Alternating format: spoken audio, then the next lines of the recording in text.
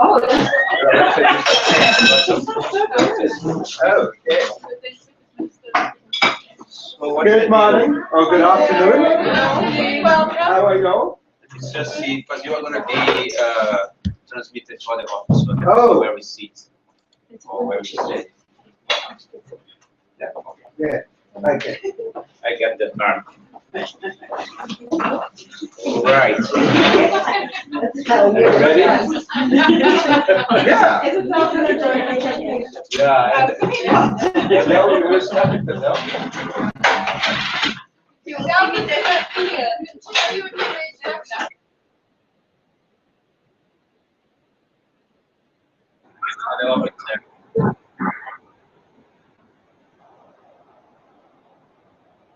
Okay. Okay. So can we start? Yes. All right. So good afternoon, everybody. It's a pleasure to have this lunchtime talk. Jay Naidoo doesn't need to any introductions, but as an activist also coming from the resistance struggles and labor unionism, it's a great pleasure to have you interact with us. In just a brief history, how we start cooking it. The other day I was invited to a lovely dinner at Jay's house. So we're talking basically with Jay, myself, Kumi, Mark, Irumbu, and Danny. And I thought it would be a nice dinner, but it was not. Actually, the real plate was me and Kumi being kicked in the butt very badly by Jay and others, basically asking us, okay, you guys as Southern leaders of international NGOs, what on earth are you doing? What's your responsibility in terms of changing the sector, in terms of reorganizing the way we relate with each other and with social movements? So the lovely dinner changed into a lovely butt kicking. And after that, I was reflecting that why not share the kick in the butt with each one of you? Because part of the co-creation of a vision is that we can all experience a little bit how we are perceived by others. One thing is how we perceive ourselves. And we are normally a little bit generous with our own perception. Another thing is how other people perceive us and perceive the second what we do.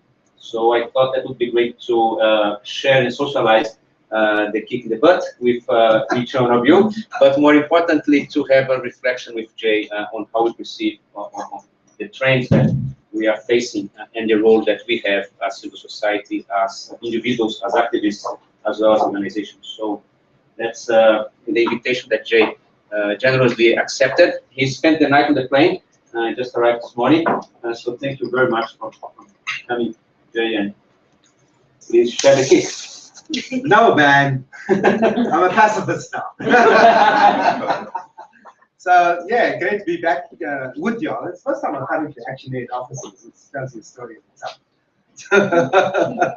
So, you know, I was in London yesterday and I was talking to about 900 people in what is regarded as the NGO community in Europe on the subject of redefining development. And my opening remark was, you can't redefine development, the system is broken. So what are you redefining? Are you just putting a band-aid on what you have, or are you prepared to deal with the real challenges that face a world today that I think is increasingly closer towards the edge of a precipice? And if you really look at the challenges that face us, from ecological disaster to the whole intersect of, you know, of financial, food, jobs, you know, there's a very serious future world that we're handing the next generation. And my opening remark was a proverb quote to me by the national chief of the Cree Nation in Canada, who once said, you know, there's a very important philosophy of the Native Americans which says we do not inherit the world from our ancestors, we borrow it from our children. And the question is, what are we giving our children? In my mind, what we're giving them is a poison chalice. So I was opening up this conference, and Bill Gates was closing the conference.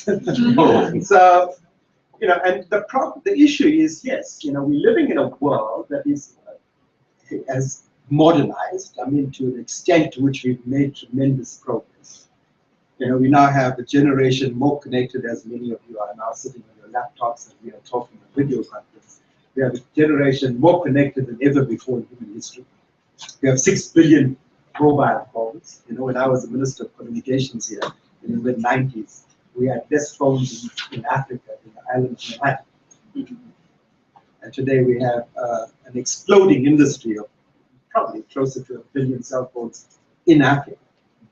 So that is progress. The fact that we could land the man on the moon, the fact that we are saving lives. You know, if you look at the MDG targets, we are reducing infant mortality and maternal mortality.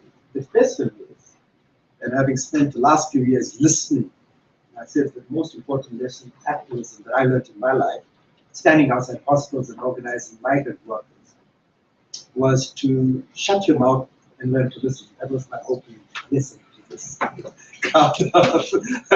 Very important NGOs in Europe. And you know what? Young people really have got it. And I think, I said, the second lesson is question everyone, question every day. And don't ask anyone permission if you want to do something.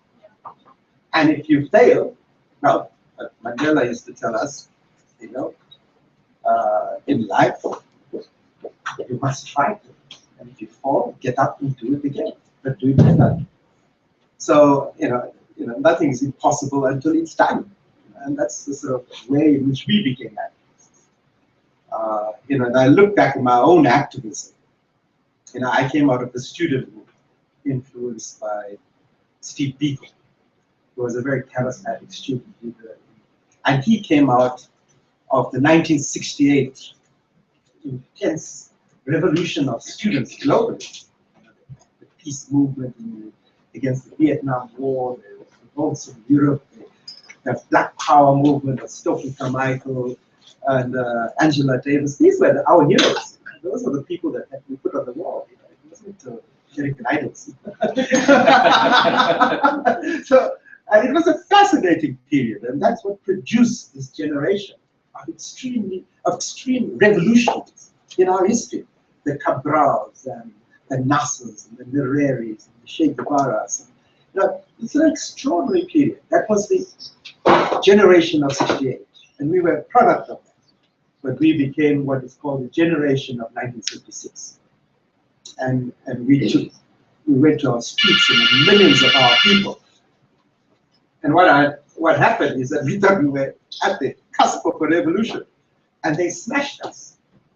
And then we stood back and said, but why? And the reality of it, when we look behind our shoulders, we had left the workers behind, we had left the civics behind, we left our parents behind, we left villages behind, we left the women's movements behind. And he spent the next 18 years about building, painstaking, factory by factory, hospital by hospital, street by street. Nothing replaces hard work. And this is the whole thing about activism today. It's like, you know, I think back to my first meeting when I was 15, was listening to Steve Biko. You know, what did he say to us? You know, he says, you have nothing to lose but your chains. You know, because the most important tool in the hands of the oppressor is the mind of the oppressed. So liberate yourself. And that started us on our journey. He didn't give us a business plan. He didn't give us a PowerPoint presentation. He didn't give us a budget to go have a meeting and open up office. He gave us a direction. It's the planning department. No fucking planning department. You know, the only thing like he said, okay, you know, remember, if you die being this, you'll die honorable death. You won't die like being a slave, you know. We don't need anything else. You know? It's like, so we went, and we were like little groups of us all over the country. You know? No one like thought one day we would have COSATU. COSATU, that's just included. No one thought we were going to have the UDF. Honestly, in the late 60s, people had forgotten about Mandela. You know? So we had to recreate the memory, you know, and then what happened is that through the period of intense conflicts in the 70s, you know, we started to understand and analyze what was the challenge facing us, and started to, you know, read Marxism and have a class analysis rather than this race analysis, and that's how we graduated into building the ANC in this country. You know, and it was grassroots activists in this country that built ANC. Interesting enough, like all liberation movements, those are in exile, come back and think they were the government in exile, and they take over. But the real hard slog work was done by people within the country. It wasn't done from outside the country. Very important role that the people in exile played, but the real battles were fought street by street, factory by factory, village by village. And so, if you have that idea about activism, now what are we living in today is a new world.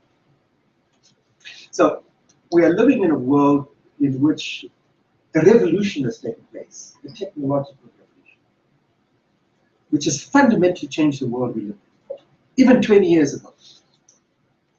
If you think about it, look at the way in which the technology revolution has reorganized the way we think, the way we communicate, the way we access services, the nature of work, the nature of work organization, the way we play.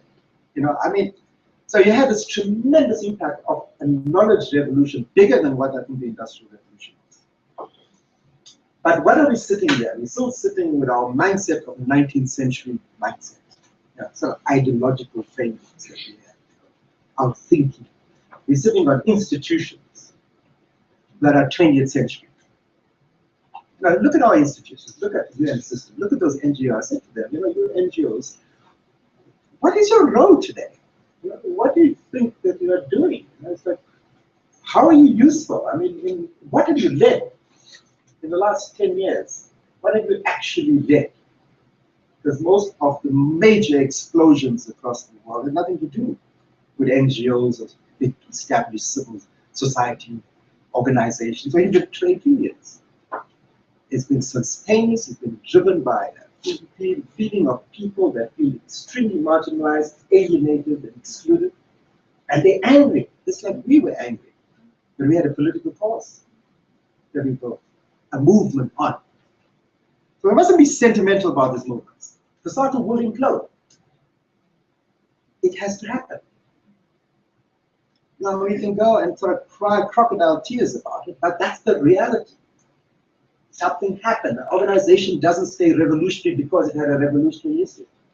It's the discussion I was having with Kubia when he invited me when you first started. So I said, but why do you exist? Actually, because they were having a debate about the Occupy movement. I couldn't believe this debate they were having about Occupy movement. Should we support them or not? Because, we must be careful about our brand. What is your brand? It's like, what's your brand?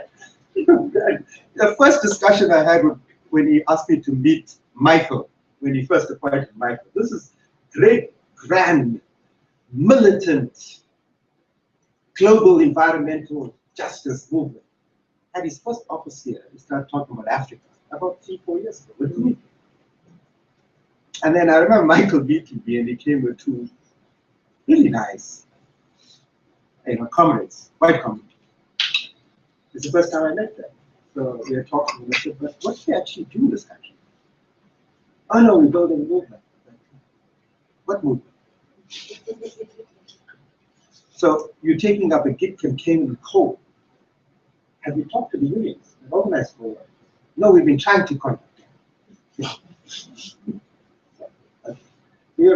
Basically, you're a middle-class, mainly white organization in South Africa, and you think that the big struggle is dumping coal outside the head office of ESCOM.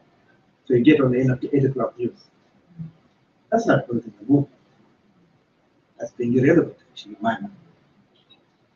So if you want to build a movement, go and work with organizations where the movement is. And if you want to take on the environment and you think coal is bad, I'll only respect you when you get the coal miners to say the same thing that you are saying. Otherwise, what the hell are you doing? Who are you? I would kick you in the butt if I saw you at a coal mine. You can talk to me like that, It's like, who the hell are you? So the whole notion of environment, it remains a white middle class issue in South Africa. Not really a working class issue. So if you want to make it a working class issue, then you have to go down and drill down and sit down with people and negotiate and build this notion that Sharon Barrows talks about. What is the just transition? So yes, we want to phase out coal, but do you know what's happening in the working class today? You know why we had Americano? Because there's just such tremendous pressure on the existing breadwinners. Because the number of dependents on the breadwinners today in South Africa are much greater than they were in my time. Yeah. And then you're talking about, you know, you want people to give up their jobs without saying, how would you deal with all the responsibilities these breadwinners have? What is the hope you're giving the next generation, their children, that they have a more positive pathway of hope and opportunity? And so we can go through this sector by sector, item by item. You know, one of the things we talked about yesterday was this thing of be saving lives, which is a grand thing to do. You know, but we're building organizations in the world, particularly NGOs, driven by donors, where people spend more time looking upwards to what the donor is saying than looking down to what the people want. So, do we fit into nice log frames? And I said to them, get rid of this bullshit of log frames. You know, the real return on investment we want is improvement in humanity. You know, so yes, we must measure development impact. But I said that in 2003, when I was at the height of our lunacy of HIV/AIDS in this country, where the statistics were telling us that 1 in 3 women at an antenatal clinic was HIV positive. And you had focus groups like this with young people, and you say, comrades, why do you have unprotected sex when you have 1 in 3 chances of getting HIV? Don't you know about this? I say, comrade, you know, we respect you. You're one of them that always wants to be consistent. But anyway, but it's basically, you know, look at yourself.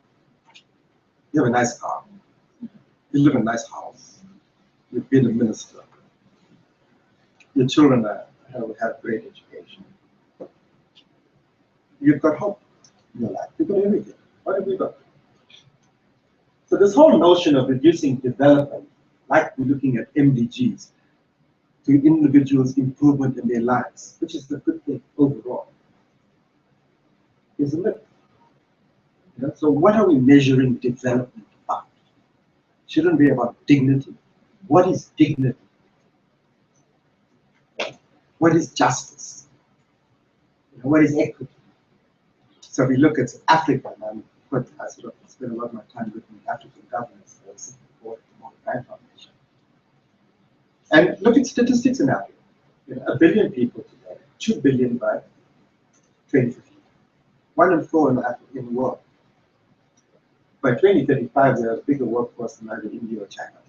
By the end of the century, half the young people in the world are African.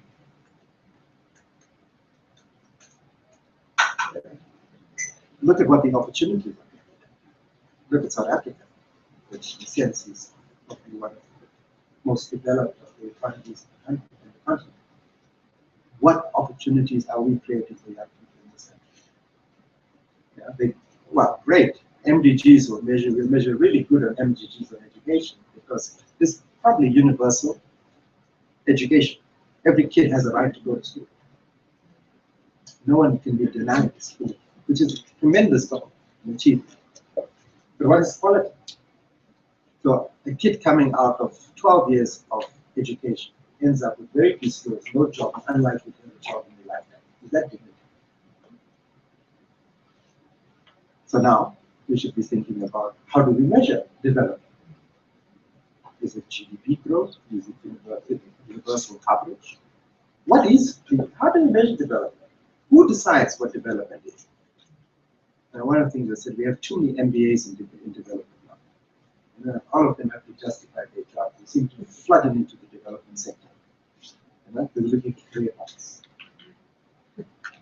And I said, you know what?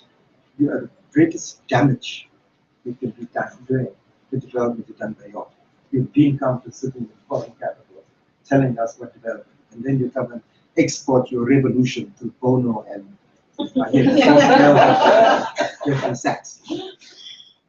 it's like I hear Bob Geldof wants to do another concert. Oh God, I think the guy is vanished.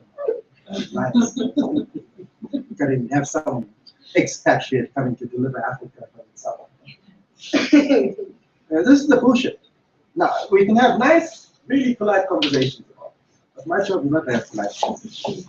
It is to provoke, it's to challenge, it's to say I support. It's actually to say to the next generation, don't wait for anyone. We didn't wait for anyone. We didn't ask anyone permission. Our parents thought we were crazy and we died, but we did it. So if we don't have the voices of young people in the room, if we are not going to look at a very radical view of development, if we're not going to challenge inequality, because this knowledge revolution I talked about has been captured. It's been captured by the elites.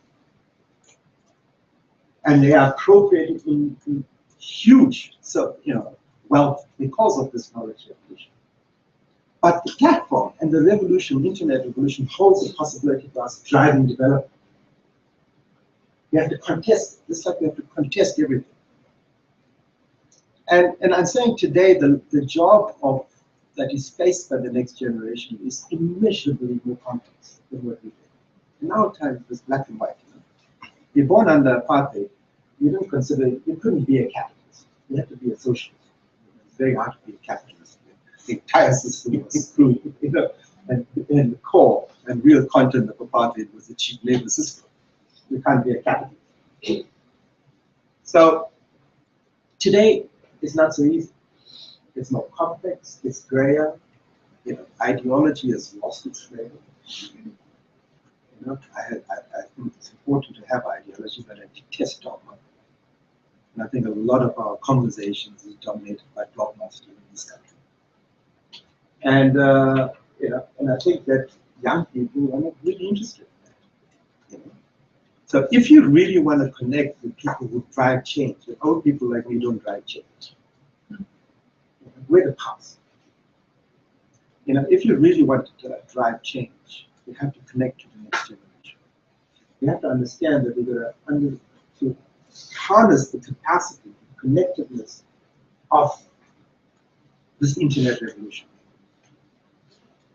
of the components of social media. But we've got to understand that there's no country run by Facebook. At the end of the day, nothing replaces hard organizing. But we can have a different approach to how we organize and harness both these methodologies and way of connecting to the young people. We have to connect to young people where they are, not where we think they are or where we are. And they are connected. They do talk to each other. But a lot of my generation, like take this country, is that you talk to people in my generation who were in the trenches, they say, these young people, they don't know anything. They never fought for freedom. The arrogance, prejudice, the way in which they view young people has been deficit permanently. And so part of our role, and I think that it comes back to this thing of, I think the most important thing that I got from the generation of the 1968, the Steve Biko's, is it gave us confidence to be who we were. And to support us and to say it's okay to make mistakes. It's okay to fall. It's okay to have doubts. But activism is exciting. It can be very lonely, but it's exciting. And that's the hope that I think we need to do, creating those pathways of hope and opportunity for people. And being able to understand that people who are marginalized are not victims, they are people. And I was being very serious with the conference yesterday. I think that my most important lesson I learned was learning to listen. And then sitting down and understanding that people who are marginalized sometimes in really distressed situations have resilience. They raise families with less than $1 or $2 a day. They survive in places that are, overrun by violence, like social challenges. but we live and we succeed. Then we fail, then we will succeed. And so we've got to have some humility about how we work, how we see our role, how we co-create tools and the futures. Ultimately, our role as activists is being catalysts. We're not the leaders. We're the catalysts that empower people to become leaders themselves and to take up the issues that they can handle, their bread and butter issues. And when you have an organization, I always said to people like yourselves, is like building an organization is not rocket science. You usually know everything that's happening. And when you know everything that is happening in your organization, you're not really building a movement. It's when you build a movement, things happen and you don't know they happen. And they happen because people have heard and they're doing it themselves. And what we have today are organizations. Globally, nationally, on the continent, we have very few genuine movements. Now and then there's a spontaneous movement. It takes a spark. What is that spark? It's like Imam Basir was easy. Was burnt himself to create a movement. No one went and organized it. It took Hector Peterson in 1976 and created a movement. So you've got to be able to recognize that. What creates movements? What can we do as organizations to accelerate the growth of movements? How do we harness the social media to enhance these movements?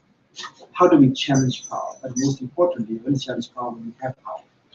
And without power, you'll have your revolution stolen, as what's happened with the whole revolution for human dignity in North Africa. The revolution of Egypt stolen twice over. So this is the sort of challenges, and I think that ultimately I can't tell you what to do. It's my job to tell you what to do, how to do it. I just think that we've got to be a lot more courageous. We've got to be a lot clearer on what our narrative is. Our challenge to my good comrade Adriano and Kim, so when you're guys sitting there in these very powerful international NGOs, what have you changed? What have you actually changed? Or have you just become part of the system? And has that the international NGO movement just part of the system? Are you challenging the structural and systemic issues that lock the majority of people into poverty in this world? Into a path which is jobless, poor, and crushed by a system that today has even captured our governments. So today, to get our government to meet the head of the trade union is much more difficult than meeting some billionaire who comes here. He probably acquired and accumulated his money with highly suspicious underhand ways. That's the reality. Because they respect the power of money. And money today has captured political systems. And if you ask the reason why in this country, of the 31 million people that have the right to vote, only 25 million registered, and only 18 million voted. In 20 years of democracy, when we paid with our lives to win this vote, why have young people lost trust in the system? It's because they don't believe the system can bring them the meaningfulness of democracy that we promised in 1994. So you could ask yourself the question, who are you? What do you represent? And are you prepared to challenge power? And what's our narrative that we build globally? But building from below and beyond borders. I think that was the challenge. And I know it's incredibly and more complex than anything that we faced in our time. Everything was sort of black and white. So let me leave it at that.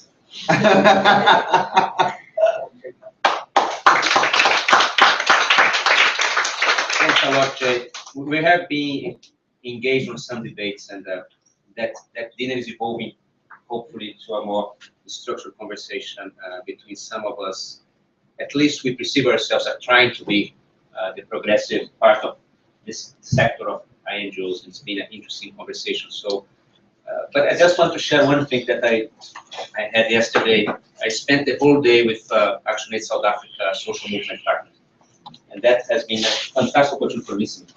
Because basically, the kind of critiques that they had for us, I wish we have recorded in brief how INGOs are perceived by social movements in South Africa. I heard issues such as celebrity activism, hijacking leadership, hijacking agendas, distracting, using us. That was the meaning. That was the polite and nice part of it. So this was very, for me, it was very empowering to hear that, in the sense that looking at those comrades and the way they portray their struggle and what they want to do, and look at us. My challenge has been, we have a lot to change ourselves, a lot. And observing, there was one woman leader from the Western Cape, a young woman leader. She made a brilliant intervention saying, look, what does bring you to the edge of your seat? To what extent, if you really committed to fight injustice, you have to be on the edge of your seat. It doesn't, the fact that you work for NGO is not in itself enough to change anything. So the fact that we challenge patriarchy is important, still not enough. I will also challenge racism. I also challenge homophobia. I will also challenging the class oppression.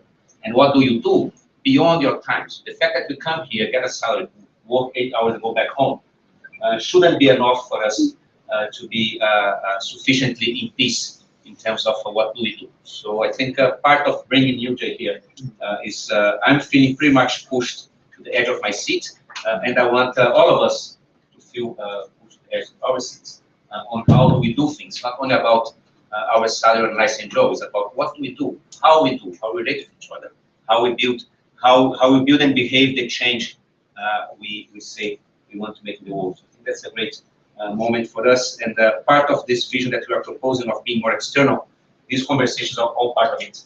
So what do we have to do? How do we have to change? And I always make jokes with the office I continue to do, that I'm trying to make it look less like insurance company. At some point we'll get there, but I think there's an element of also what's our culture and how we understand social change. We understand social change through emails. We understand social change through a nice glossy report. We understand social change through the real struggle that poor people and women and men are doing every day, and how we connect with it. So the fact that we have this international NGO office here should not be something that we talk about poverty as we read in the books. We have to build a relationship with social movements, with people that are actually struggling, otherwise we are irrelevant. And I think no one changed by himself or herself. It changes the social process is relational. So for ActionAid to change, we have to relate much deeper with the struggles and the movements. And I hope that from now on we'll be more and more, even as International Secretariat, more and more directly engaging with people's struggles, so therefore we can feel the kick. So as you can see by Jay's presentation, the kick is big. The challenge is really a big challenge for all of us, and that's why I want to share it, so we can find solutions together. So please engage. Jay, questions, comments, suggestions, challenges. Who wants to start? I'll start. I mean, the first thing I read this morning was the article on, I think that you'd written around COSATU imploding. What do you see as next for this country? It was just bizarre that you're also coming here today, so it's just weird. So I was like, really? On social media? Yeah. I think there's a very interesting moment in our history. There's for the first time a real realignment taking place. It's quite a traumatic time for this country, and I think the implosion of COSATU is symptomatic of a broader malaise in the country. But there's like these tectonic plates that are moving now, and where they end up is anyone's question, But I think that it's creating an opportunity, and within that opportunity, if progressives are clear, it could take it in a very progressive direction. If the progressives are disorganized, it'll go in a very reactionary direction. So this is the whole thing. There's contestation, like I'm saying, in every facet of life, every country. Look at Spain or Greece or any country, the US. There's this tremendous contestation taking place in society. And the thing is that we're not reading it. And you're not saying, okay, where are people at? It's like people didn't see that there would be just one spark which will cause this explosion against North Africa. They didn't see the explosion across India, and which started off as an anti-corruption campaign. It's a tremendous grassroots movement. And then ends up with the election of someone who represents the extreme right. It's like, this is what will happen. The people are looking out there and searching for solutions. They're looking for something positive, but they're looking for strong leadership. And I think the left is incredibly disorganized across the world. It's divided, it's fragmented, it's dogmatic. It's sitting in its ivory towers. And it's missing out that progressive politics has to be built on the ground. I think that, I am active on social media. It's a great platform. More than Twitter, because it's instantaneous. And then, it's provocative. You can be provocative. And I think from what I've been told by young people is that they don't do Facebook.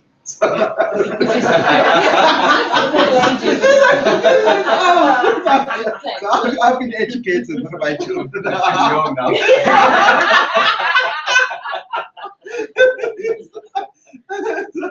So I think that, I can't tell you where it will go.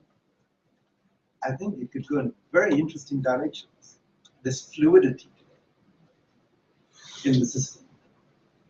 And so I think that's the greatest opportunity for activism. And you got to work out as ActionAid, local organizations, you got to work out where do they want to take this. I think that over the last 10 years, it's been coming. The growth of the TAC, the emergence of social justice organizations, the implosion of the SARC, the establishment of the MPs of this world. Even within the ANC itself, there's sort of tensions between this province leadership and the national, all of them. It's like there's a sort of swirling going around in this country, which makes it very much a laboratory. And so I can't tell you more than that. Something Jay talked about the resilience of the people you meet and people you meet on a daily basis. And I think as NGOs, we're aware of it, but I think a lot of times our focus is the more organized. Yeah. So whether it's the state, so those in power trying to influence them through traditional means, or the more organized movements. And I think we forget the local neighborhood groups, the local watch, and I think that's a big gap I see. And I really wonder for us as ActionAid as well, really tapping in a lot more with, we have the reach, but somehow it's like being channeled to influence the larger policy processes and movements, which, as we're well aware, in all countries is co-opted, all our governments. So where do you see that interaction? Because I think, it shouldn't be just a one-way process trying to influence those who hold the government official position in power. No, I absolutely agree with you. And I think that's why sometimes it's better to go back rather than thinking about where you are today. When we started organizing, we were all organizing very disparate groups across the country. In the 70s, we never thought that one day it would be a COSATU. In 79, when I joined as a volunteer, I don't think one day we will form a big federation. And so these things start to light up. So part of it is how do you connect them? And then they will come. Don't plan it. This is the whole thing. People spend too much time planning out. What is it that we want to build? Just do it. And you'll find that in local organizations are emerging. And you've got to think about what are the What are the tools they need? What is the support they need? How do we connect them to others? And so there's been some attempts at it. I think that one of the greatest success in the 80s was the emergence of what we call the mass democratic movement. You know, sort of central pillars: the trade union movement, the civic movement, the women's movement, the sort of youth movement, student movements, and it came under an umbrella. Now, there was certainly no consensus between us on all the issues. We had widely divergent issues. We had the faith-based movements. We had from the radical Trotskyites to conservative business people under one umbrella. And so the question then is looking at what are the shared interests. Because we can find 1,000 things that divide us. Same issue I was saying about COSATU. Divisions in COSATU are not new. Man, Jesus, those first meetings I went to, I mean, people wanted to kill each other. When I formed COSATU, they were beating up each other in the toilet. That's how fierce it was. This one, physical fights. So we had big differences. It's managing differences and finding what you focus on and build along that. And then how do you sort of put them aside the issues that divide us? So there's no movement or organization where we all agree with each other. No, widely, everyone in the room, 25 plus here, 25 opinions. So how do you create a momentum that sort of unites people, and people feel that at least I can go with this. I have my own reservation, but I can go with it. And that's the whole art of transformation is art of coalition building. And how to get people to feel ownership of where we're going. And that was the extraordinary leadership of Mandela, what we did in the trade union. People did in the UDF. We built a consensus about where we want to go. I mean, fundamental disagreements with something or the other, but I think that we're going in the right direction. So I think everything is local, and I think government, in many of our answers, is the elephant in the room. So yes, our challenge is not to just attack government. Our challenge is to criticize government or work with government, but to make government more efficient and more accountable. No, we're not into regime change. I think what we must be very clear on, because many NGOs get interpreted as being, organizations that just want to bring down government. So our argument should be: we want to make you more efficient. We want you to deliver what you promised. And if you do that, you will get elected again. So we can either work with you to help you do that, or we're going to have to fight with you. And there are times when you fight with government, and when you work with them. I think that's where the TAC have done very well up to now. But as government becomes more and more under siege, they are going to become more and more aggressive. And we're going to anticipate that. Those are the difficult times that lie ahead even here in this country. So I think local connecting with local is very important. Questions? Well, I was really going to ask you, what advice would you give sort of youth on the fight for equity and equality? But I think it's more about what advice would you give us to ensure that we don't overburden these movements without kind of big company INGOs, whilst then sort of benefiting from what we can bring them, the sort of federations to give some of our parts. I think, I'm having a sort of global discussion with people I work with on, I was talking about, in fact, we were having a big debate about Ebola. So, my argument yesterday was that the Ebola crisis is an absolutely classic example of the failure of international development. And we should make no bones about that. Why is it that the war took so long to react? Is it because of Africa? Is it because it is countries like Liberia, Guinea, and Sierra Leone in Africa? We really start to analyze it. The first serious action came when people started to say, hey, it's in Lagos now. Lagos is one step away from us. Is it the WHO, which has been so undermined by its funding crisis that it has no capacity, but also takes so long to declare it an emergency?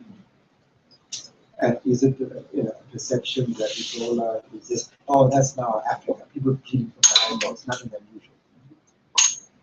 It's like, it's prejudice and the racism problem. It's a natural disaster. It's like a tsunami. Why do we respond when there's a hurricane or tsunami or earthquake? And Ebola comes and what we do. 9 months before we say let's start to act. So we must call it for what it is.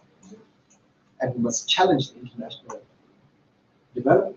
I think there's some fantastic NGOs like MSF, great work, but the overall international global development community was atrocious on the board. And our reaction as African countries is even worse. How do we isolate these people? Cut travel to them, close our borders. So, and no one stood up and said, hey, that's wrong. You know? No one challenged that. It was like, oh, we need to protect ourselves.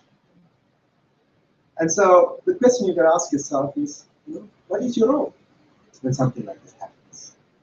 You are international. You know, those are things that, which are political issues that we should take a stand on. And no one was also. So I think that, you know, for young people, I think there's a unique moment in the world today. Because young people in the inner cities of the US are feeling as marginalized as young people in deep state. And young people who are sitting in Spain, highly educated, but jobless. There's a moment when the world youth can connect. What is the issues they will connect on? Because someone has to do that. You can't, we can't sit here with you are under 18. So I'm 16. It's like, I can't tell you what to do, but I think that music is culture, there's subcultures. There's a debate they have about issues. What is it? Where are they? What are their issues? And then, how do we connect and support them?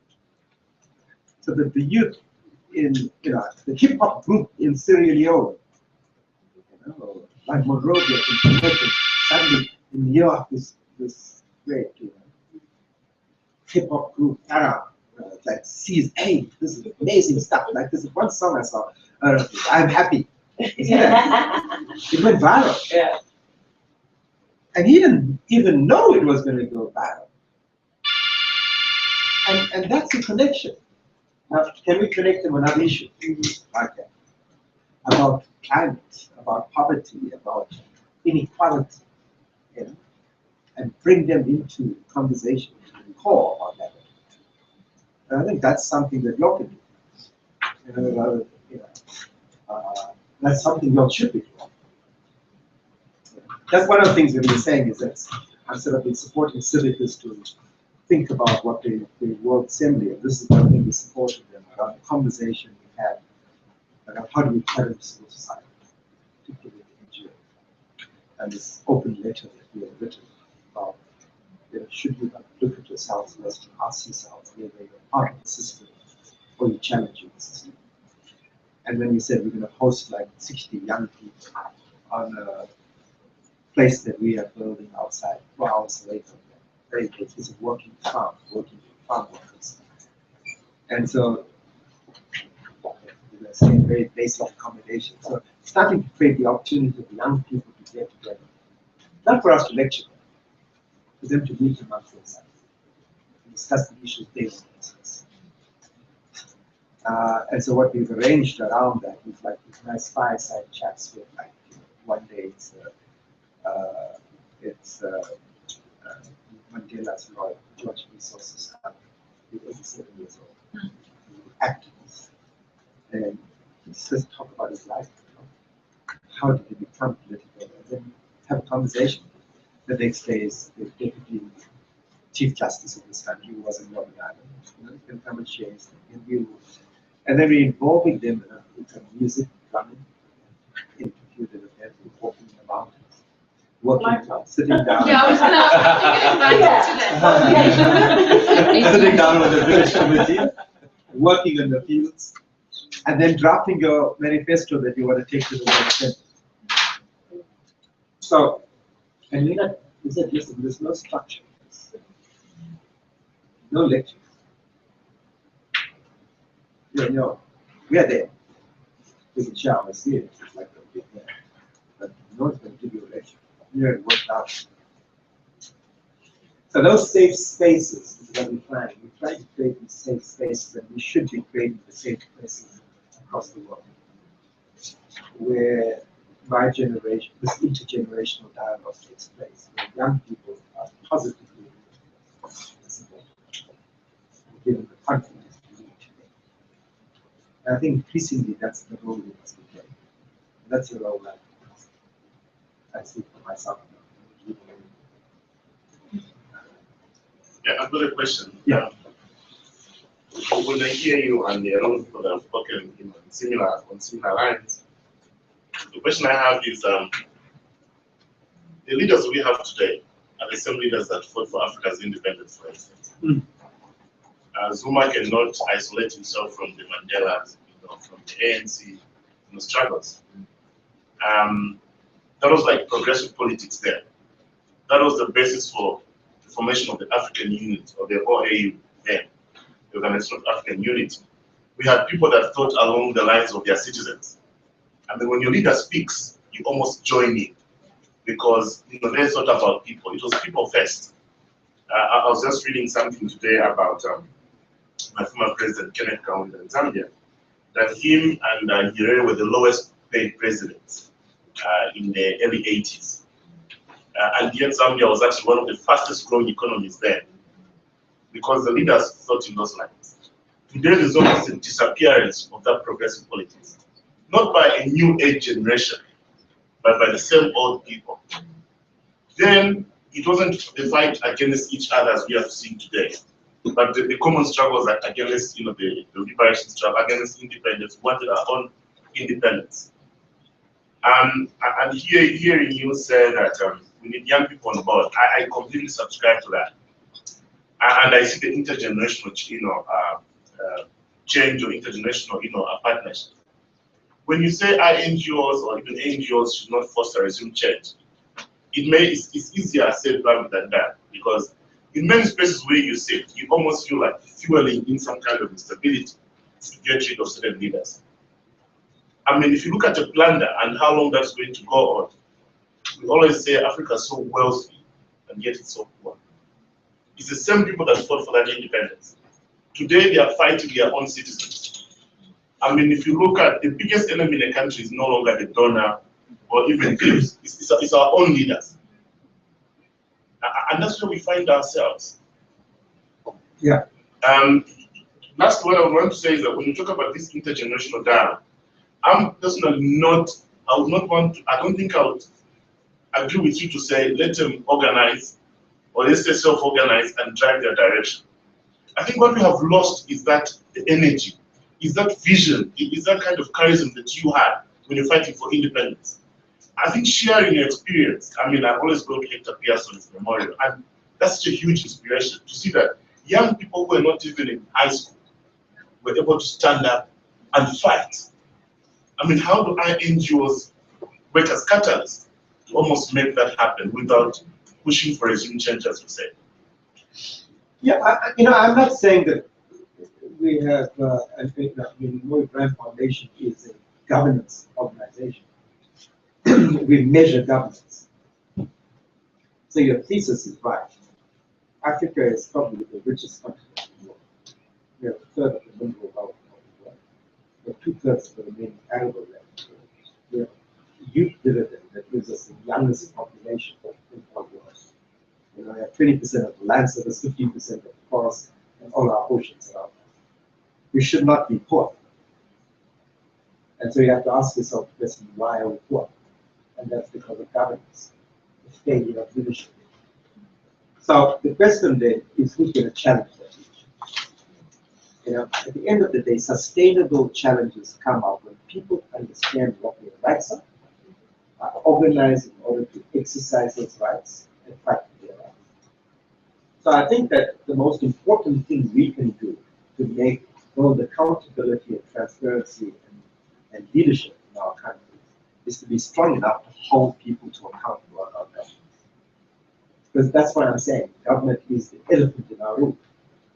Now, when you are in government, what is your most, what do you fear? I mean, if you're a Mubarak, you're bloody terrified of demonstrations in the streets that you end up with losing your head. So, the Arab Spring, people are terrified of governments. That there will be demonstrations in the street, that people will break in the street. They're scared they will win at an election. And that's why they need very compliant organizations that capture constituencies that can deliver the vote. That's what explains a lot of what's happening within COSATU today. Or they're scared of being embarrassed politically. But governments are not homogeneous organizations. They're also good people. They're good people in these governments. But they're also bad people. They're good people in NGOs, and there's bad people in NGOs. In every organization. So what we've got to look at is how do we strengthen grassroots movements? What is our role in strengthening grassroots movements? It's not for Adriano's role to come to South Africa and challenge Zuma. It's for people who are here who feel that the president is not acting in terms of mandated activity. That's a challenge. South Africans, And the question is that how will South Africans challenge a government that is not performing unless they are properly organized? So, and the role that international organizations play, the role that we play as leaders in the trade union movement, we're catalytic, was providing that area of cover, providing that strategic direction, creating the safe spaces where leadership grew from the bottom.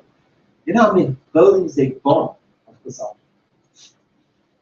They bombed our headquarters in this country. And we've always argued that the strength of COSATU was not us as leaders who sat in offices. It was the strength of organization at point of production in the community. That was the power. So it's about building power. And ultimately, power of people is what forces government to do the right thing. And if they don't do the right thing, then the people will decide what they want to do, whether it's the ballot box or whether it's through the streets. So I think that one of the things that I find is that of course, because we can see what is happening, we want to run ahead of the people, and that's something that always restrains yourself. Your job is to be behind the people. The people should lead. And that's why we have this thing: the people should govern. The question is, how do you enable and empower people to govern and hold their governments accountable? So it's your style of leadership. I think in Africa today, one of the things that we should be doing is connecting people across the board. We are going to take an issue like agriculture. With all the land grabs taking place in Africa, a single issue is that Africa could feed itself and feed the world, and we could raise incomes of subsistence farmers, 90% of which are women. And we know that if we raise the incomes, rights, and empowerment of women, the automatic thing that will happen will increase incomes. It will improve the health, education, and nutrition of their children.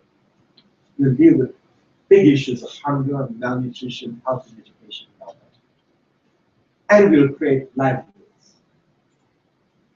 So I'm just saying is that you've got to choose the issue and focus on it and say, who are the core of what will drive this revolution, say in agriculture, and these smallholder farmers, what are the things that stop them becoming successful smallholder farmers? What allows us to challenge this orthodoxy that is saying there's just big companies like the Monsantos that will come and transform our agriculture? What are those obstacles and barriers? legal ownership of land, it's access to seed, water, irrigation, power, and markets. How can we work as NGOs to strengthen that? What are the NGOs here that can help drive that? And so what we have is the Washington Beltway NGOs like Technoserve that come in and say, we will help you, poor Africans. Why can't we build that ourselves, that capacity, to do it ourselves? You know? So that farmers are starting to teach each other. That's something that we're starting to do at this farm. Because people came to us when we first came and said, oh, great, Jay's coming, there's jobs. We have no people jobs, we have zero money. But we have land. And 100 acres we are prepared to hand over to you and work with you systematically to build an agricultural program. And because we're going to be running a school, we will buy a product. It's taken 9 months of discussion just with 100 people. Slow, messy, frustrating, but rewarding work.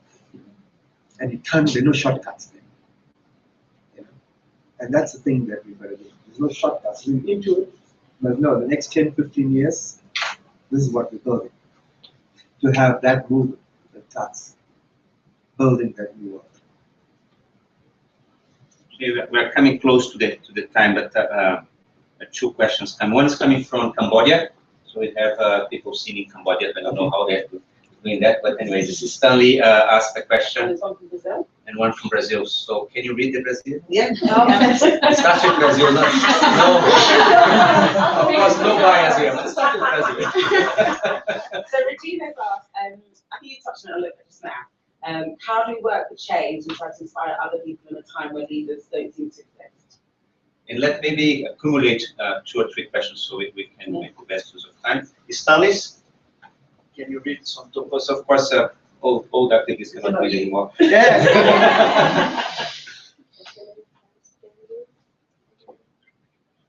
How do we manage the tension of institutional demands, organization, and our activist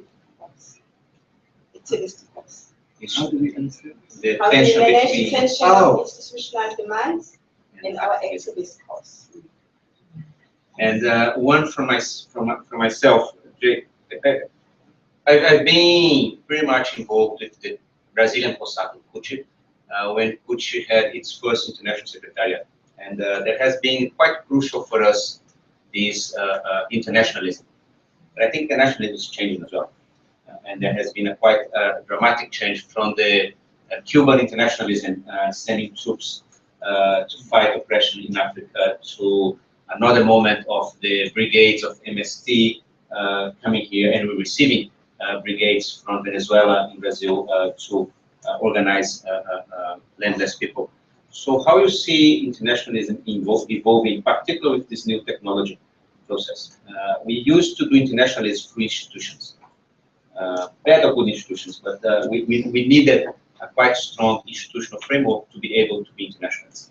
Nowadays we don't, because the technology does allow a lot of things happening. So if you look at the World Social Forum, where it went and where it went down, and how you see it coming, what do you see coming next? What inspires you in terms of internationalism today?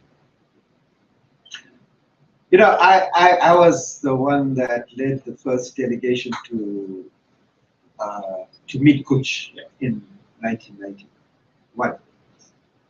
And we were trying then to build up a southern-based militant trade union solidarity. And, you know, to challenge the sort of existence of the sort of Cold War era that divided the trade union. And we found many things in common between what Kuch was doing in Brazil, what we were doing here, what the Nigerian Trade Union Congress was doing, what the South Koreans were doing, what the KMU in Philippines were doing, and we were building. In fact, you know, even before BRICS was even thought of as an idea, we were building solidarity. You know? And we lost the momentum because many of us, you know, went into government and did other things. And that was unfortunate because I think that we could have built something really progressive. You know, so if you look at the BRICS forum today, it's dominated by business. It's not dominated by civil society or social movements. So I think it's very important to continue to do that. Now, one of those interactions, of course, in those days we had met with Lula and so forth, and I still continue to have these discussions with him about, and one of the discussions was about the World Social Forum, which is seen as an important counterpoint to Davos and the World Economic Forum. But what's the difference between the two? Is that people go to the World Economic Forum because they are pursuing an agenda. It's quite a structured agenda. And they are connecting to each other around an agenda of how to make sure that global capitalism works.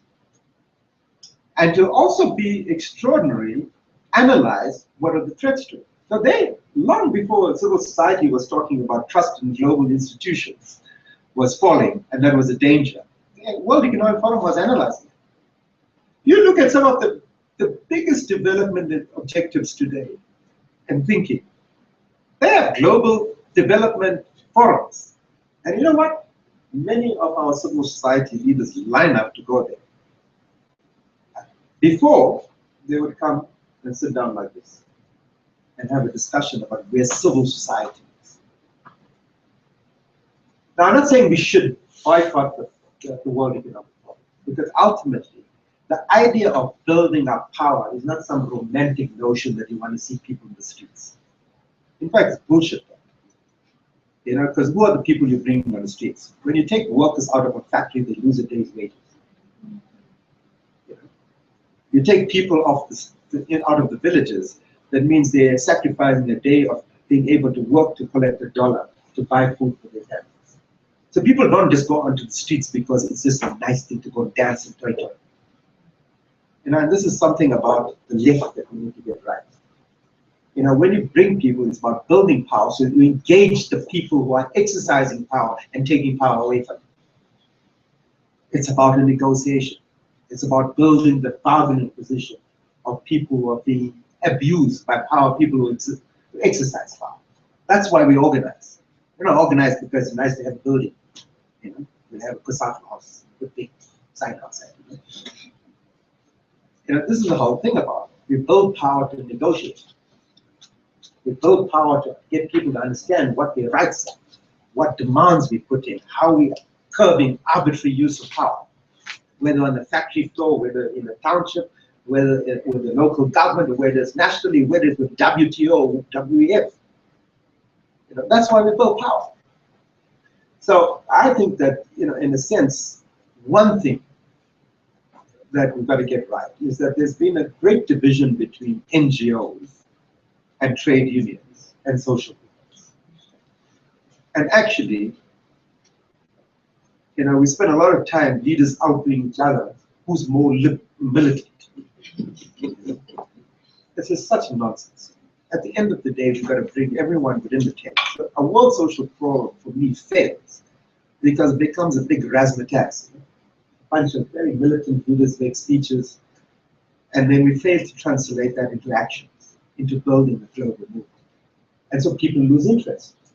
Why would I go to a social forum? It's just a couple of people making speeches, and maybe a few good artists coming to sing songs to us.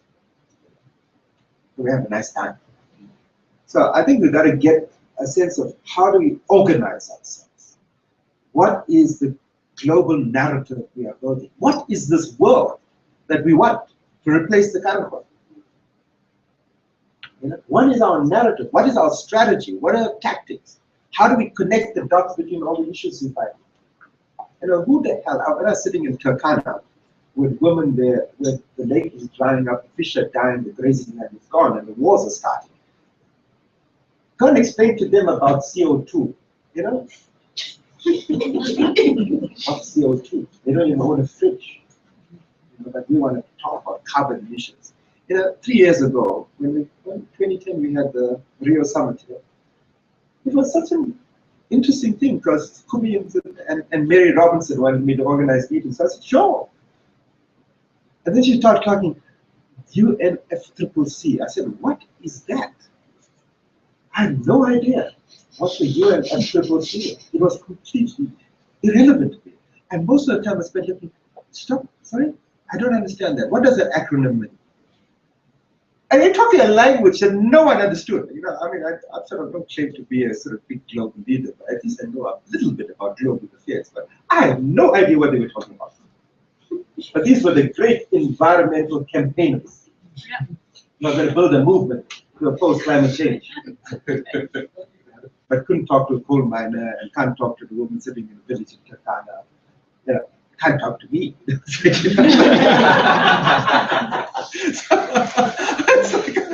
So the language you're speaking is this language you'll understand.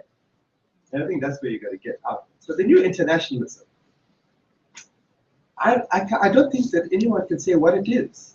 I don't think there's a blueprint out there. It's something we've got to shape and blow ownership around. But it should be derived out of our understanding of human dignity, social justice, and freedom. Not the intangible things. You know, when people fought for freedom in the Arab Spring, I keep saying Arab Spring because I got hammered by the activists in North Africa. They call us, we're not CNN, we're not representing the CNN. It's called the Revolution for Human Dignity. So, Revolution for Human Dignity actually was about that. It was about bread, freedom, human dignity, bread, winning jobs. So we're going to talk about the language of people that evoke people such strong emotions that get them the streets and they prepare to give their lives. What is it? So I think that question is something. I would love this discussion with you and Kumi if you're deciding you're not going to prioritize worth. So just for you, we're not going to Davos. I don't put my feet in Davos at all. No, but I think it's someone you should go there. But the question is what you go there. What you go there. What is your agenda? You must go into the lion's den and negotiate your power. What is your agenda? You know, but our guys are so busy, our leaders. There's a 15 years fight in action. Since 2000, we have a divide. In 2000, Salil, then CEO of ActionAid, decided to go. Yes. And I was responsible to go to the first World Social Forum. And we're talking every night, and basically was irreconcilable agendas. Then we decided not to go anymore. Yeah.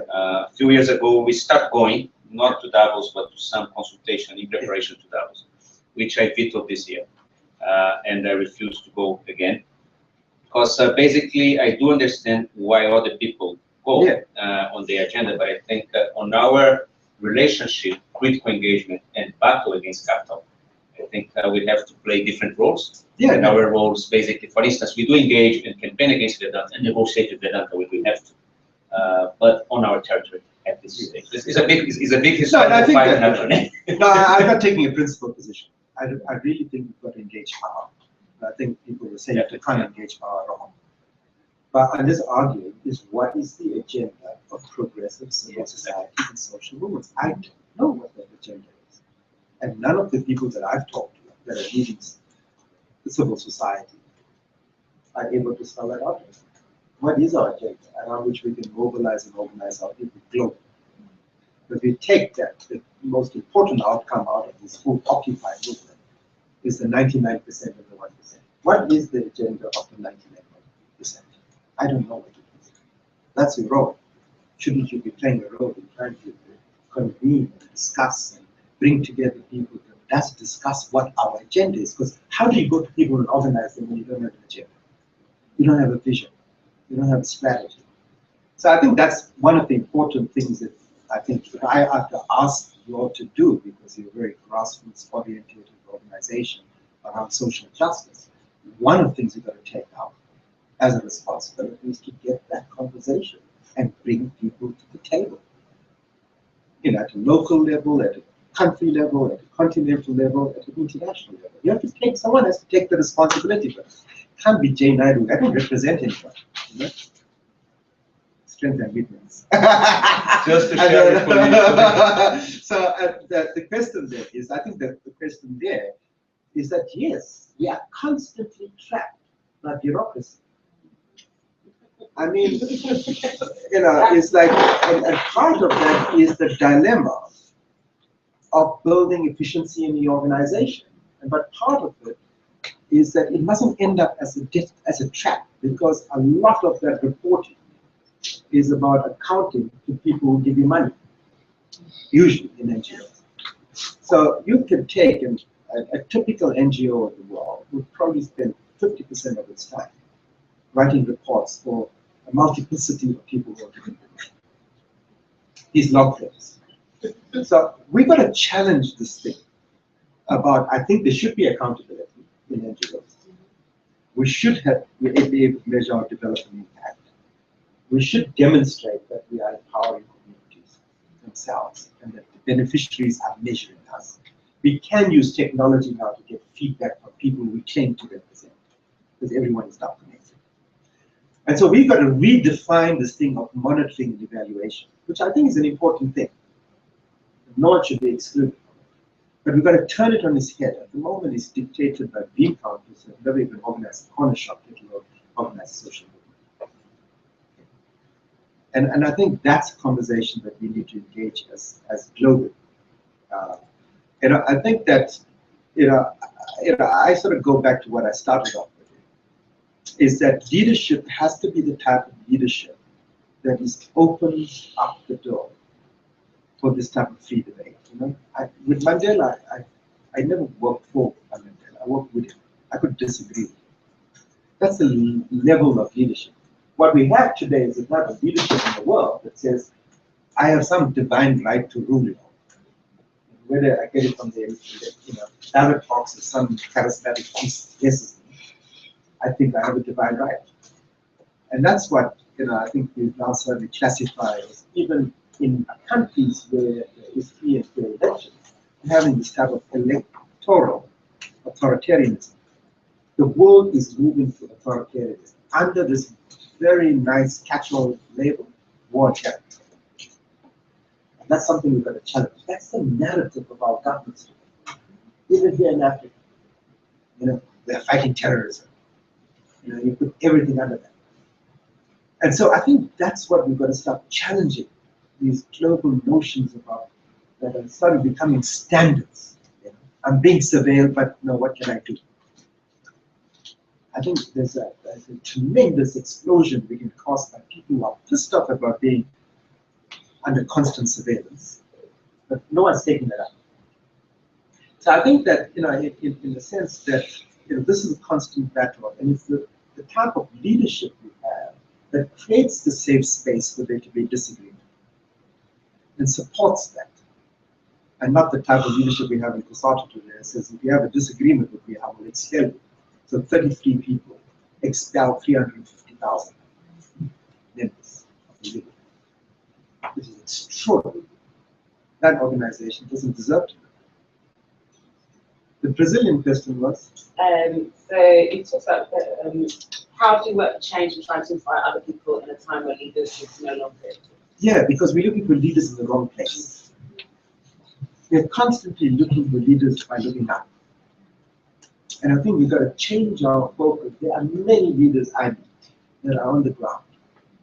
We've got to find a way, particularly through people like yourselves, who are international organizations, to globalize local voices.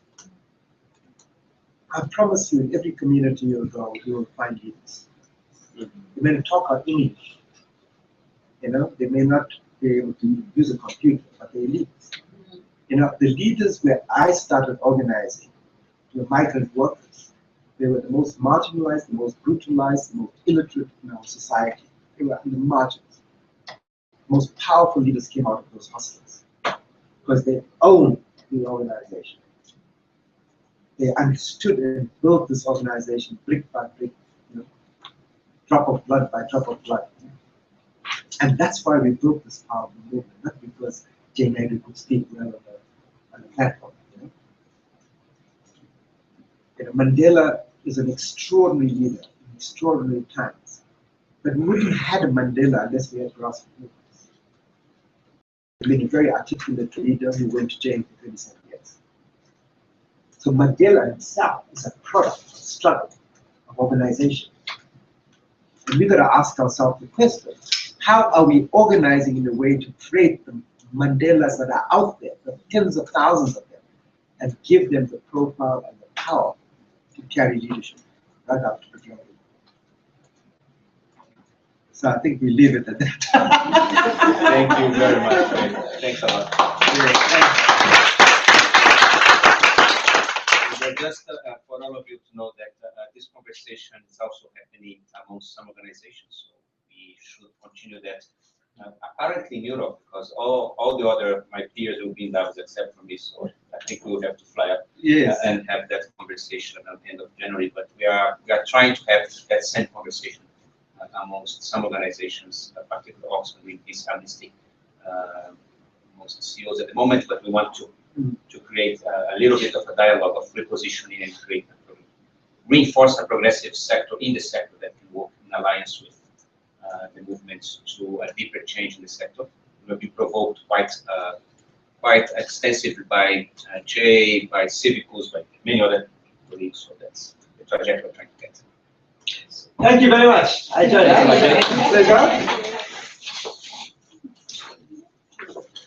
Good to see y'all. Thank you. I hope I didn't bombard you too much. That was the idea. Want some more coffee? Yeah, I'm going to grab a banana. Okay.